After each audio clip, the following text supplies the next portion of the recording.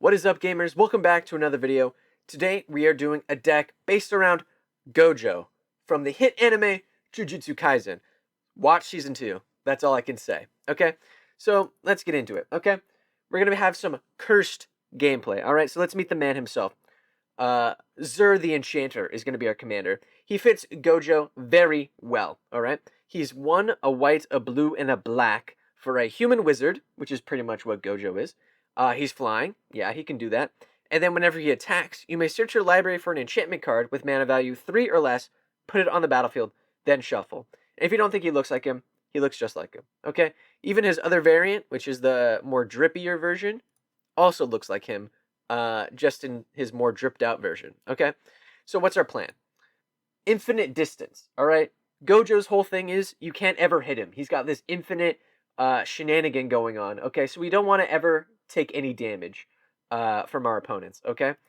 We're going to hit him with the Shibuya, all right? That's a sick reference if you know the anime or have read the manga. That is a really sick reference because that's we're gonna beat them, all right? We're going to hit him with the Shibuya, okay? And then you're going to wonder, am I the best because I'm Quips&Guac, or am I Quips&Guac because I'm the best, all right? That's another sick reference. Read it, watch it. It's incredible. All right, let's get into our Limitless Pillow Fort. Okay, that's his technique, and that is the plan. All right, we're gonna run Propaganda, 3 mana, 2 and a blue. Creatures can attack you unless their controller pays 2 colorless for each creature they control that's attacking you. All right, pretty sweet. Then we got Ghostly Prison, that exact same thing, but in white. All right, it's 2 and a white, and this is the same thing. Okay, and then we've also got Sphere of Safety. This one we can't tutor up as easily with Gojo's ability, but we can get it eventually, and it's 4 and a white. Creatures can attack you or planeswalkers you control, unless their controller pays X, where X is the number of enchantments you control. So with just the base Sphere of Safety, it's 1 mana, but if you've got 4 or 5, they're gonna have to pay so much mana to get to you that they're gonna be really disincentivized to, thus keeping you quite safe. But it wouldn't be fun if we didn't have a way of going infinite with it. All right, hence technique 2. Isochron Scepter, and Angel Song, alright? Isochron Scepter is 2 colorless. It has imprint. When it enters the battlefield, you may exile an instant card with converted mana cost 2 or less from your hand. And then for 2 colorless, you can tap it, copy the exiled card, cast it without paying its mana cost. Alright? So Angel Song says, prevent all combat damage that would be dealt this turn. Okay? Very nice. We like to see it. But we run a couple backups, just in case you draw your Isochron Scepter at a different time. All right, we got Dawn Charm, 1 and a white, prevent all combat damage. Also regenerates a target creature, which is really nice. And then counter target spell. This one's kind of the iconic one. You really want this one, but it does the same thing.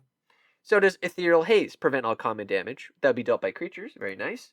So yeah, just a couple redundancies in there. Technique number 3. Okay. Energy Field, 1 and a blue, prevent all damage dealt to you from sources you do not control. And then, specifically, the counter to this card says, when a card is put into your graveyard, sacrifice Energy Field.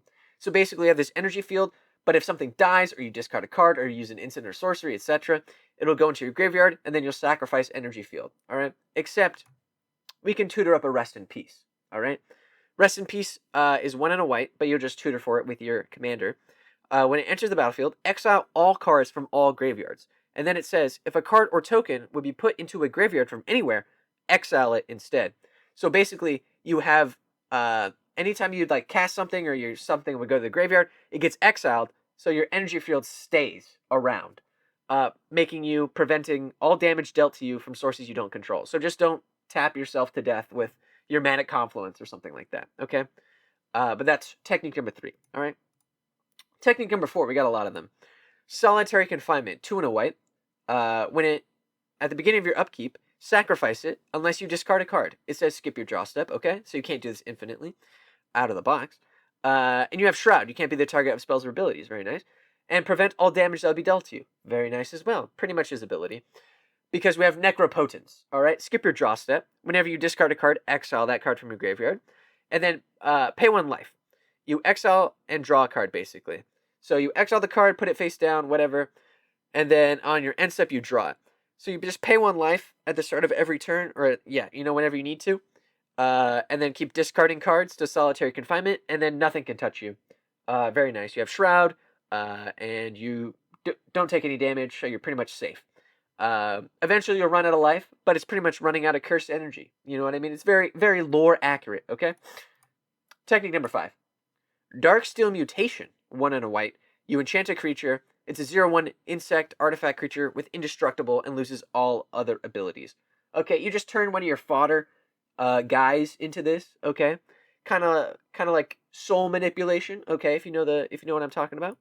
And then Pariah, 2 and a white. Enchant creature. You're enchanting your Darksteel Mutation creature, okay? All damage that'll be dealt to you is dealt to enchanted creature instead. So say someone just hits you with the chain, that big chain card, all right? That does, what is it? Torment of Hailfire, right? That does a billion damage to you. It does it all to this Darksteel Mutation, this little bug. Except the bug doesn't die. So you're safe, and you take no damage. You're pretty much secure.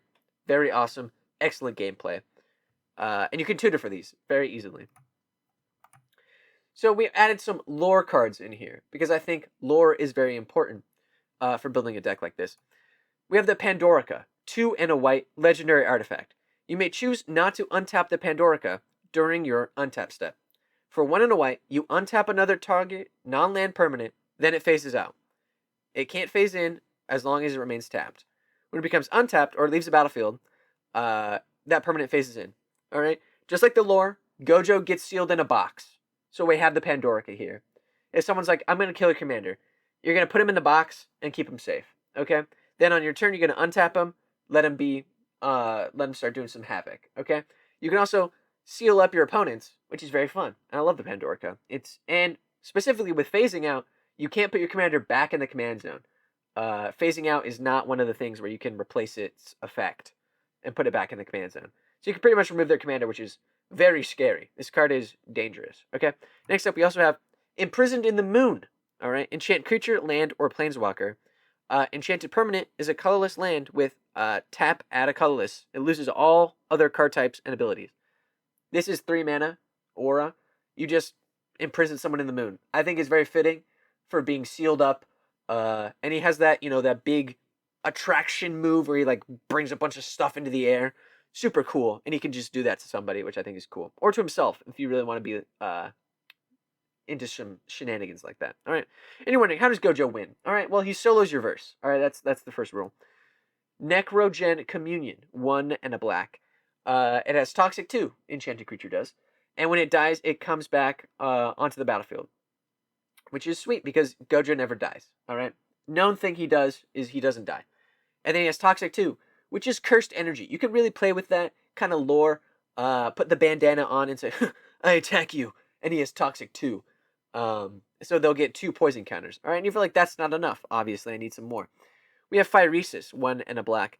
Enchanted creature has Infect. So now it's any damage it does to players is in poison counters. So it'll have Infect and Toxic 2. So if it does 8 damage, it'll give them 2 poison counters from the Toxic, and then 8 Infect poison counters. That'll kill them. OP. All right. We also got All That Glitters, a classic for a deck like this. It gets +1/+1 for each artifact and or enchantment you control. You have so many enchantments right off the back. Now he's a 3/3, okay? Because he gets 1 from All That Glitters, Phyresis, and Necrogen, plus all the other Pillow Fort shenanigans you got going on. He solos your verse, all right? And in case you're wondering, we also got Steal the Godhead, which does the same thing in a bit of a roundabout way, because he gets lifelink, so now he heals, and he's unblockable, which is what you want. No one destroys your commander that way. All right, we also got the Eternal Thirst. He's got lifelink. Whenever your opponent's creatures die, you get a +1/+1 counter. He gets stronger. Eventually, you just have so much shenanigans going on where you just kill him with commander damage or Toxic or Infect, and you win the game. So yeah, that's the end. If you like these sort of anime decks, let me know in the comments. I've got plenty of inspiration and plenty of different ways I can go with them. But if you made it this far, please leave a like, comment, and subscribe. I'd really appreciate it. I hope everyone's having a good new year, and we'll see you next time.